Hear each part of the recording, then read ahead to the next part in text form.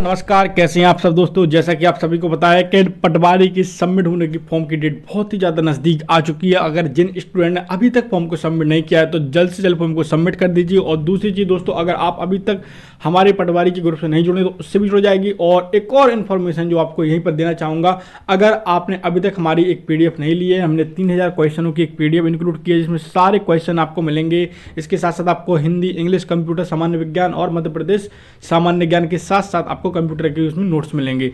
Price बहुत ही कम रखा गया है, प्राइस है उसका 39 रुपीज़। अगर आप लेना चाहते हो तो डिस्क्रिप्शन में मैंने नंबर दे दिया है। तो आइए दोस्तों, देर ना करते हो, क्लास को स्टार्ट करते हो। देखते हैं अपना आज का पहला क्वेश्चन दोस्तों हमारा, पौधों द्वारा जल को बाहर निकालने की प्रक्रिया कहलाती है बाष्प उत्सर्जन कहलाती है। क्या कहलाती है? बाष्प उत्सर्जन कहलाती है। इसके बाद अगला क्वेश्चन आप स्क्रीन पर देख रहे होंगे, अंतर्जलीय भूकंप तरंगे क्या कहलाती है? तो अंतर्जलीय भूकंप तरंगे हमारी सुनामी कहलाती हैं, आपको पता ही होगा। अब बढ़ते हैं अगले क्वेश्चन की तरफ। अगला क्वेश्चन हमारा, चौलाई और घास किस प्रकार के पौधे होते हैं दोस्तों? तो चौलाई और घास हमारे खरपतवार पौधे होते हैं। कौन से पौधे होते हैं दोस्तों? हमारे खरपतवार पौधे होते हैं।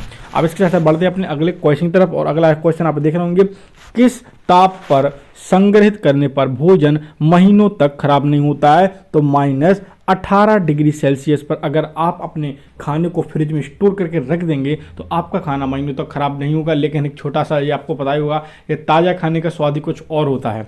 अब बढ़ते हैं अगले क्वेश्चन की तरफ। और आपको पता है, मैं बार बार क्वेश्चन में आपसे रिपीट कर रहा हूँ कि मेरी क्लास जो अब चल रही है, जो क्वेश्चन अब हम आपको बता रहे हैं, लेक्चर के तौर पर सुनिए। जितनी ज़्यादा याद हो जाएंगे आपको, अगर नोट्स बनाने बैठोगे तो बहुत टाइम बीत जाएगा, क्योंकि ये PDF तो हमने ऑलरेडी बना चुकी है और ये हम लोग आपके लिए बहुत ही न्यूनतम प्राइस में सेल भी कर रहे हैं। अगर आप उसको बाय करना चाहते हैं तो आप कर सकते हैं, नीचे डिस्क्रिप्शन में मैंने नंबर भी दे दिया है। और दूसरी चीज़, अगर आप हमारे पटवारी ग्रुप से जुड़ जाएंगे तो वहाँ भी हम आपको कुछ कंटेंट में PDF प्रोवाइड कराते जा रहे हैं। जॉब की अपडेट भी आपको वहाँ पर मिलती है। इंस्टाग्राम पेज की लिंक भी मैंने डिस्क्रिप्शन में दे दी है, वहाँ से जाकर आप इंस्टाग्राम पेज को भी फॉलो कर सकते हैं।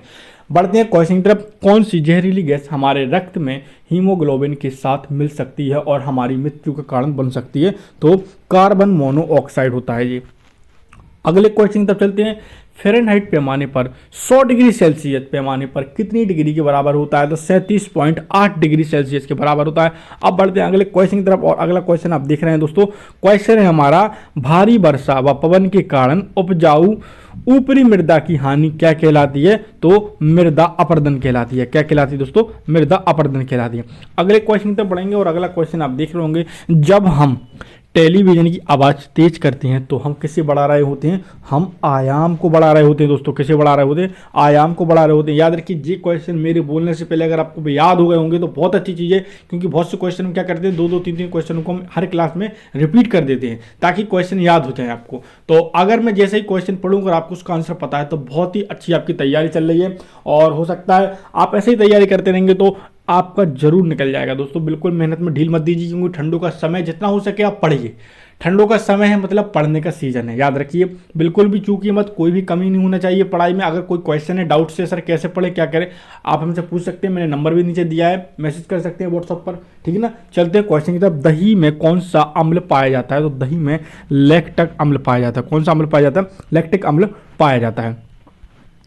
अगला क्वेश्चन है, कोल गैस किसका मिश्रण होती है? तो कोल गैस हमारे मीथेन, हाइड्रोजन और कार्बन मोनोऑक्साइड का होता है। किसका होता है? मीथेन, हाइड्रोजन और कार्बन मोनोऑक्साइड का एक क्या होता है? एक मिश्रण होता है कोल गैस। अब चलते हैं अगले क्वेश्चन की तरफ। अगला क्वेश्चन है दोस्तों हमारा, सबसे कम घनत्व किस ग्रह का है? तो सबसे कम घनत्व हमारा शनि ग्रह का है। किसका है? शनि ग्रह का है। अगला क्वेश्चन हमारा, एक कार द्वारा तय की गई दूरी को किससे मापा जाता है? तो ओडोमीटर से मापा जाता है। याद रखना, जैसे एक कार होती है, आपने कितने किलोमीटर जाना है अब ये निश्चित कर लेते हैं। जैसे आपको भोपाल से इंदौर जाना है तो किसके द्वारा उसको मापा जाता है? कौन सा मीटर उसमें यूज किया जाता है? तो ओडोमीटर, ठीक है ना। चलते हैं अगले क्वेश्चन की तरफ। पूरी एक ऋतु तक खेत को खाली छोड़ने की प्रक्रिया क्या कहलाती है? क्षेत्रप्रति कहलाती है। क्या कहलाती है? क्षेत्रप्रति कहलाती है। अगला क्वेश्चन हमारा, स्कूटर की साइड में या स्कूटर की साइड में या गाड़ी की साइड में, कुछ भी हो सकता है यहाँ पर, ठीक है ना। स्कूटर के साइड में रखे सभी वस्तुओं की छवि कैसी दिखाई देती है? वस्तुओं की तुलना में उनसे छोटी दिखाई देती है। कैसी दिखाई देती? वस्तुओं की तुलना में उनसे छोटी दिखाई देती है।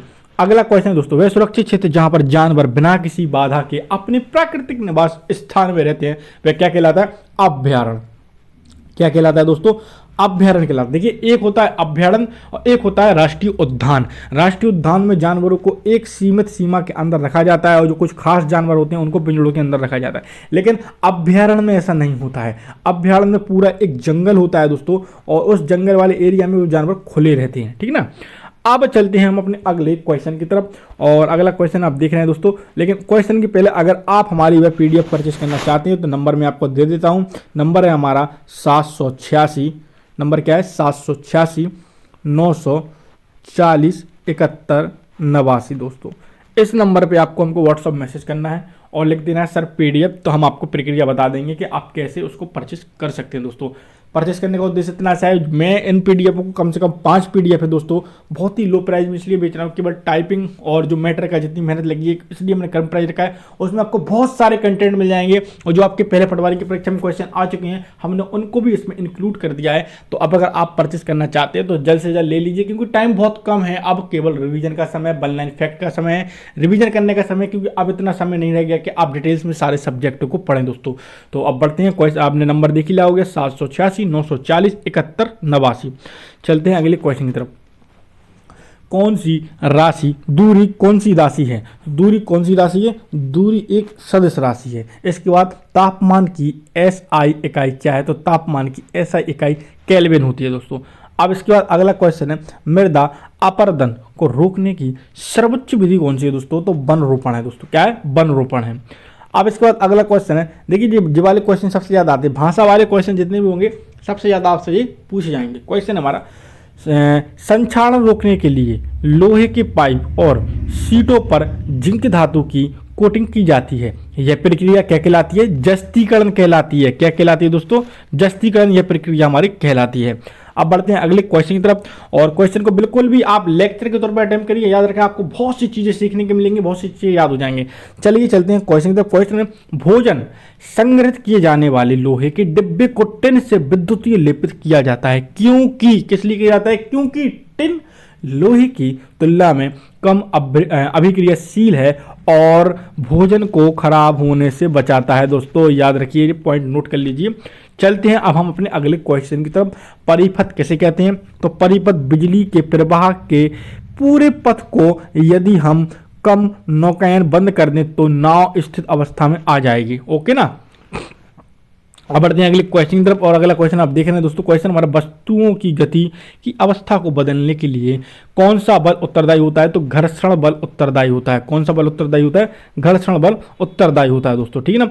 अब चलते हैं अगले क्वेश्चन की तरफ। अगला क्वेश्चन आप देख रहे होंगे स्क्रीन पर कि कुछ जूस के पैकेटों में चेतावनी होती है, यदि पैकेट फूला हो तो उसे खाएं या पिए नहीं। यह प्रक्रिया जो पैकेट को फुलाती है उसे हम क्या कहते हैं? तो किण्वन कहते हैं। क्या कहते हैं दोस्तों? उस प्रक्रिया को हम किण्वन कहते हैं, ठीक है ना। अब बढ़ते हैं अगले क्वेश्चन की तरफ। अगला क्वेश्चन आप देख रहे होंगे स्क्रीन पर, ध्वनि किस यात्रा नहीं कर सकती? ध्वनि किस में यात्रा नहीं कर सकती? तो ध्वनि निर्वात में यात्रा नहीं कर सकती है दोस्तों। अगला क्वेश्चन है, एक सामान्य मानव कोशिका में उपस्थित गुणसूत्र की संख्या कितनी होती है? तो 46 होती है, 46 होती है। अगले क्वेश्चन की तरफ चलते हैं। गहरे रंग के कपड़े सर्दियों में पसंद किए जाते हैं, क्योंकि इनमें हमको गर्मी, इसमें क्या होता है? क्योंकि वह गर्मी को अवशोषित करते हैं, ठीक है ना।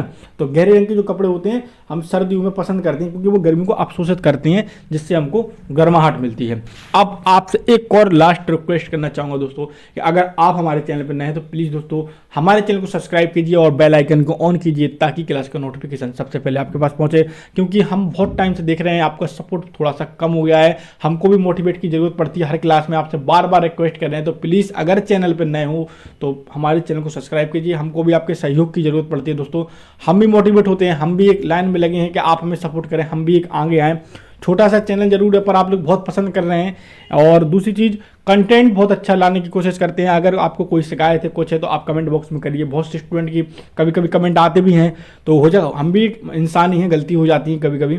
तो थोड़ा सा भी आपसे रिक्वेस्ट यही करना चाहेंगे कि अगर आप चैनल पर नए हैं तो प्लीज़ दोस्तों चैनल को सब्सक्राइब कीजिए और बेल आइकन को ऑन कीजिए, ताकि क्लास का नोटिफिकेशन सबसे पहले आपके पास पहुंचे। अब बढ़ते हैं अपने अगले क्वेश्चन की तरफ। क्वेश्चन हमारा, ताजमहल किसके कारण क्षतिग्रस्त हो रहा है? तो ताजमहल हमारा अम्लीय वर्षा के कारण क्षतिग्रस्त हो रहा है। अगले क्वेश्चन की तरफ चलते हैं, और अगला क्वेश्चन आप स्क्रीन पर देख रहे होंगे। सर्दियों में स्वेटर निकालते समय चिटचिटाहट की ध्वनि सुनाई पड़ती है क्योंकि घर्षण से विद्युतीय आवेश उत्पन्न होता है। आपने देखा होगा सर्दियों के समय आप कभी स्वेटर वगैरह ऊन के जो स्वेटर होते हैं खास तौर से आपने निकाला होगा, उनमें चिटचिटाहट की एक आपको देखो चिंगारी टाइप की आपको महसूस होती है। तो किसके कारण होती है? घर्षण के विद्युतीय आवेश के कारण उत्पन्न होती है। अब देखते हैं अगला क्वेश्चन क्या है दोस्तों, और अगला क्वेश्चन आप स्क्रीन पर देख रहे होंगे। ऑक्सीजन एसिटिलीन टार्चों का इस्तेमाल किस में किया जाता है? तो ऑक्सी एसिटिलीन टार्चों का इस्तेमाल वेल्डिंग और धातुओं को काटने के लिए किया जाता है।